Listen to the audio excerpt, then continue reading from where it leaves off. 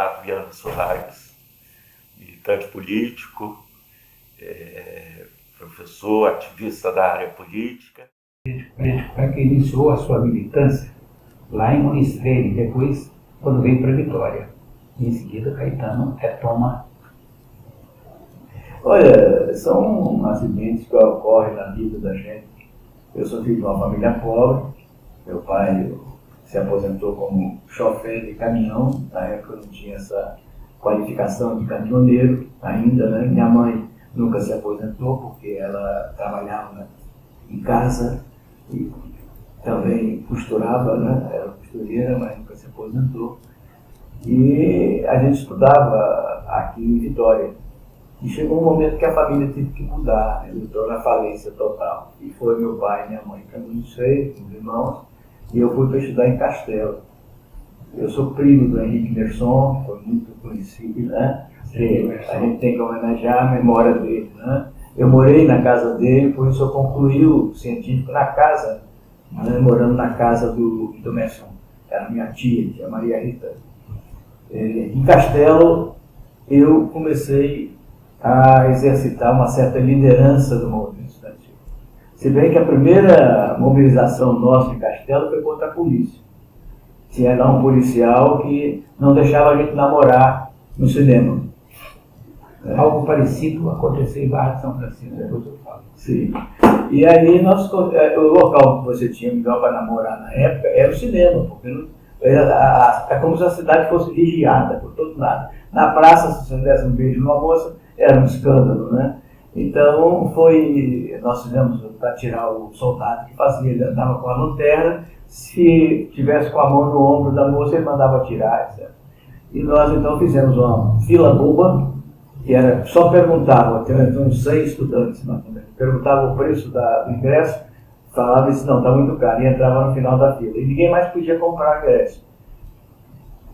O delegado, né, ameaçou prender, e eu sei que eu tive que ficar 2 semanas fora de Castelo, enquanto eles transferiam o soldado, não é, para outro local, porque ele queria me executar.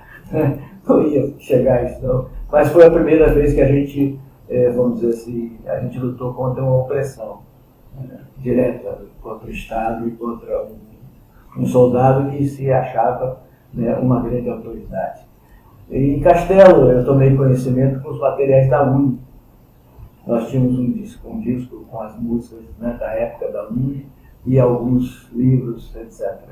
Eu terminei o científico, eu não tinha condição de vir para Vitória. Fui para Muniz Freire e fui ser professor no ginásio. Eu calculava que se eu economizar algum dinheiro, quando chegar no fim do ano eu vou a Vitória, faço vestibular para ir arranjo emprego para continuar o estudo. Só que o colégio ficou 10 meses sem pagar os professores. Aí foi um problema. E no final eu fui demitido do colégio, foi uma grande movimentação na cidade. Lá tinha um promotor muito conservador. E eu dei uma aula, juntando 2 turmas que eu tinha, de ciências naturais, que era uma disciplina na época com esse nome, e dei uma aula sobre o evolucionismo de Darwin. No dia seguinte, quando eu cheguei ao colégio, o promotor dizia assim: como é comunista? Vem dizer que o homem veio do macaco, isso não pode vir aqui no meu colégio, você está demitido. Bom, e aí eu incentivava o Grêmio da cidade, aí construímos o Grêmio, mobilizava bastante aqueles jovens, eu também era jovem na época, né? E aí eu saí do colégio, tive que sair do colégio, mas não pagaram as indenizações. Foi depois um empréstimo que eu consegui e vim fazer o vestibular. Fiz vestibular aqui, passei, até bem colocado na época, na época tinha primeiro, segundo, né? Eu fui em 5º lugar, não teve cursinho, né? Nada disso. E eu calculei, daqui um mês eu vou para Vitória, no final de março eu vou para Vitória. Então quando chegou no dia 30 de março eu cheguei aqui. E aí cheguei na faculdade de filosofia, e os grupos, né, vieram conversar comigo, os políticos, e um me chamou para dar aula no cursinho, para aprender o método Paulo Freire, tinha aulas na UER, e a outra que era aprender também alfabetização pela USEID, né, e que era remunerada. Eu precisava de remuneração. Mesmo assim, eu disse, não vou não, eu vou para a UER. E na noite do dia 31, estavam na UE depois do curso, começaram as notícias do golpe militar. E foi uma mobilização, e a gente descobriu depois que aquele prédio isolado lá no alto do morro não tinha como resistir a nada. Tinha um dos lideranças que tinha um revólver 32. E 22? Era 22. Era 22 e ele escondeu esse revólver, depois não achava, enquanto lá vem a polícia, e foi a dificuldade. Mas no dia seguinte nós estávamos na frente da passeata, né? Era uma passeata que foi até a frente do palácio. Gritava soldado, povo fardado, e queria a adesão do Chiquinho, do governador, olha a nossa ingenuidade, né? Queria a adesão dele no movimento estudantil para já começar a combater a ditadura. E lá na UE eu tinha reencontrado um rapaz, né, moreninho, baixinho, né, que chamava Perli, né, Perli Cipriano. E eu tinha sido colega de colégio do americano do Perli Cipriano. Com a diferença, eu era interno, né?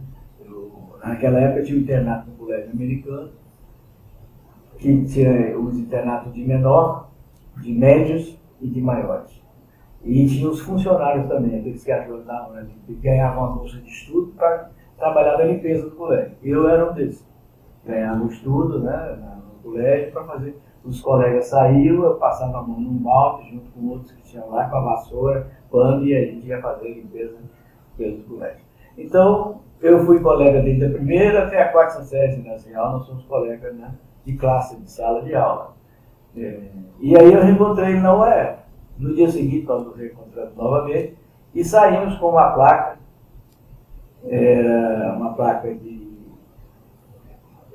giz, não é? Era um quadro, uma lousa, uma lousa. Depois eu fui descobrir que aquela lousa é que estava preparando as aulas de alfabetização de adulto. A língua quase estava comida no letrado. E aí nós escrevemos com giz deitado, abaixo da ditadura, ele segurava de um lado e eu segurava do outro. Fomos até o colégio, fomos até lá junto ao palácio. Quando chegamos lá, a polícia cercou, eles tinham as metralhadoras que hoje não se usa mais, há muito tempo não se usa mais, chamava Ina, e ela engasgava mais do que atirava. Diz que o Che Guevara reclamou dela. Pois é. Mas foi isso, e quando chegamos lá, tinha uns militares que seriam mais favoráveis ao Jango, que é a nossa luta.